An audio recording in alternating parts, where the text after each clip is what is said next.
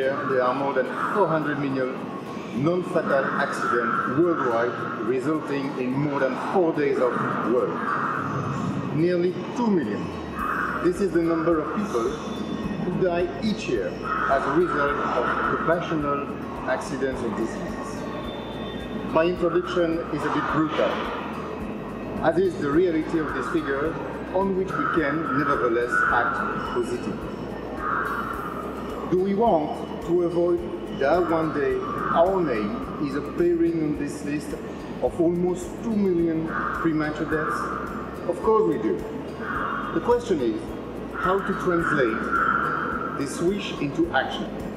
Well, one way is to strictly adhere to the golden safety rules that we have established within the group called John Cook.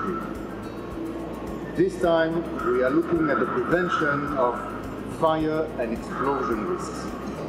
Risks that are constant concern in our facilities and our construction sites. Because fire and explosion cause serious injuries and even deaths, as well as considerable social and economic damage.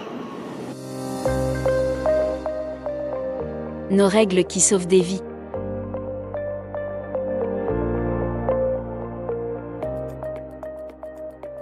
De nombreuses situations de travail impliquent un risque d'incendie ou d'explosion, que ce soit sur chantier, en atelier ou dans les bâtiments. Pour qu'un incendie se déclare, il faut que soient présents simultanément 3 éléments. Un combustible, c'est-à-dire une matière capable de se consumer, bois, essence, papier, carton, chiffon. Un comburant comme l'oxygène ou l'air, qui en se combinant avec le combustible, permet la combustion. Et une source d'inflammation qui va déclencher la réaction de combustion, étincelle, flamme nue, surface chaude. Si le combustible est en suspension dans l'air, et dans une concentration suffisante, alors c'est à une explosion à laquelle vous êtes exposé. Le risque d'incendie, ou d'explosion, peut être provoqué par de nombreuses sources d'ignition différentes. Des sources thermiques, telles que des surfaces chaudes, des flammes nues, des travaux par point chaud. Une cigarette allumée constitue aussi une source d'inflammation active. Des sources électriques, comme des étincelles, un échauffement dû à la vétusté ou à des surcharges électriques, ou encore, un échauffement de batterie en charge. Des sources mécaniques, telles que des chocs ou des frictions, provoquant des étincelles ou des échauffements. Des sources climatiques comme la foudre ou le soleil.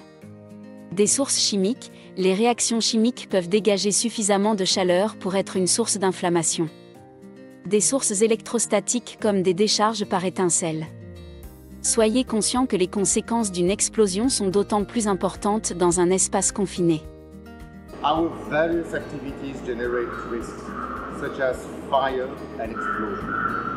But our group is convinced that all accidents are avoidable.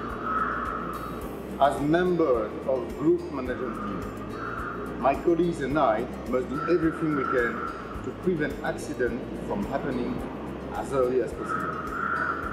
First, together with our team, we must seek to eliminate the causes of an outbreak of fire and explosion. Then, we must ensure that our personnel are adequately trained to prevent this risk. And finally, in the event of any accident, we must have a plan in place to ensure safe evacuation of people and to enable emergency service to carry out their work. As an employee, you also have a role to play by using the products and equipment made available to you in accordance with instructions and training received, and by actively participating in the risk prevention process in your workplace, in particular by reporting anomalies and suggesting improvement. So let's all look out for each other. Let us commit ourselves to strictly following the golden safety rules, to adopt the right behaviors and continue to always show the greatest vigilance. It is our health which is at stake. Je demande un permis de feu, lorsque nécessaire. Il autorise l'exécution de travaux par point chaud, dans des conditions définies, qu'il soit réalisé par le personnel John Cockerill ou par celui d'une entreprise extérieure. Je vérifie le bon état du matériel que j'utilise. Le port des EPI adaptés est un élément essentiel de prévention des blessures corporelles. Il est important de préparer consciencieusement le matériel utilisé et de s'assurer de son parfait fonctionnement. Je délimite ma zone de travail et m'assure que mon activité n'a pas d'impact en dehors de cette zone. Je m'assure de l'absence d'atmosphère explosive. Retirer préalablement du périmètre de danger tout combustible, c'est-à-dire toute matière capable de se consumer, permet de réduire les risques d'incendie ou d'explosion.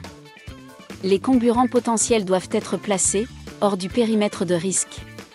Dans certains cas, il est nécessaire d'effectuer des contrôles d'atmosphère à l'aide de détecteurs adaptés.